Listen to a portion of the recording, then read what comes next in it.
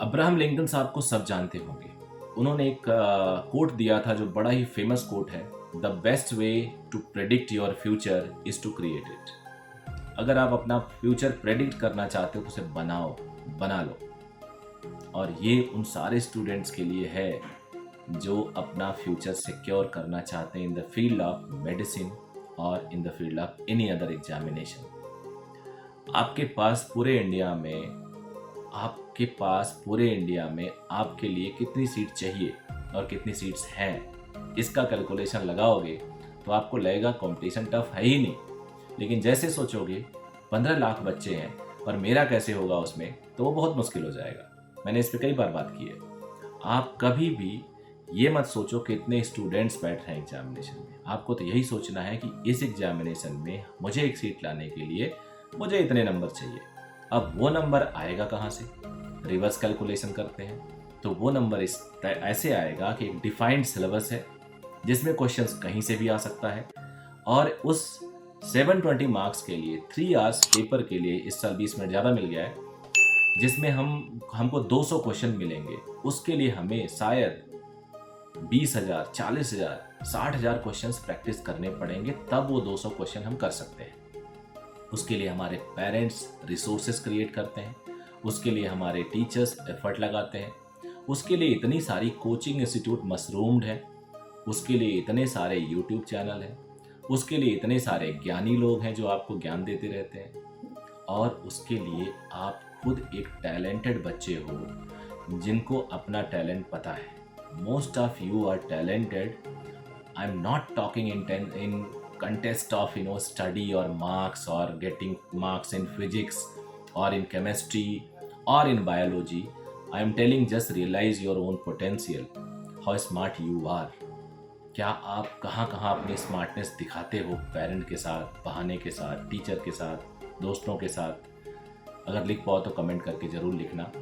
तो अगर आप इतना स्मार्ट हो, आपको वही स्मार्टनेस अपने क्लास में लगा देनी है, अपने एजुकेशन में लगा देनी है। और मैं आप लोग से कितनी बार बोला हूँ, अगर आपने मुझे फॉलो किया होगा पिछले 8-9 महीने से, तो मैंने बोला था कि अगर आप फिजिक्स में इन्वेस्ट करोगे अपना टाइम, बेसिक मैथमेटिक्स में इन्वेस्ट करोगे अपना time, so it will pay you of. इतना पे करेगा कि आपको ज़रूरत ही नहीं पड़ेगी किसी चीज़ की।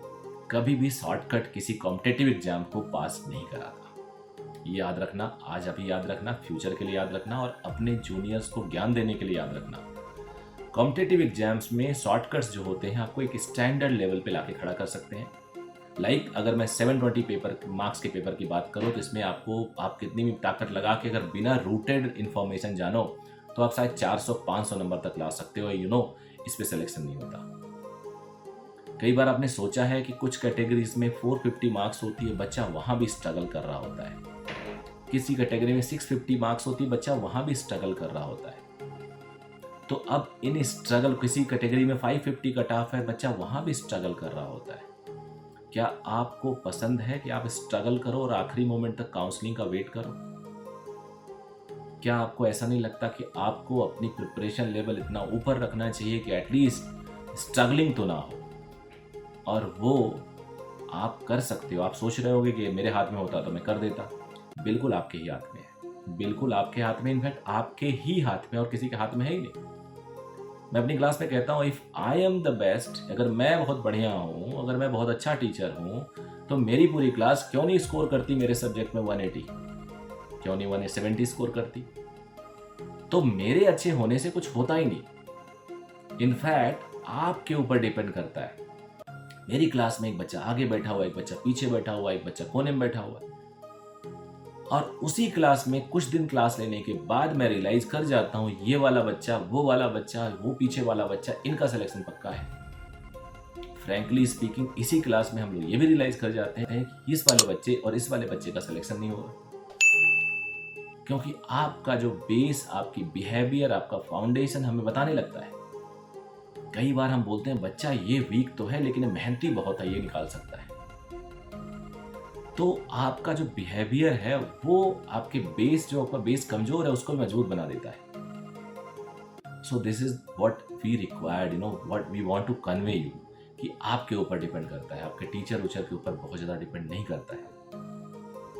तो मैं बोलूँगा अभी आपके पास जो डेज़ हैं वो कम होते जा रहे हैं। 79 डेज़ का ये मैंने आज काउंटडाउन तैयार किया है। आई होप आप रियलाइज़ करोगे, अपनी पोटेंशियल को जानोगे और हार नहीं मानोगे। पेपर खराब हो रहा है, आपका कॉन्फिडेंस नहीं आ पा रहा है, आपके मार्क्स नहीं आ पा रहे हैं, लेकिन आप हार नहीं मानोगे। हार गए तो गए, तो क्या करना, आपको हारना नहीं है। So good luck everyone, bye bye, all the best.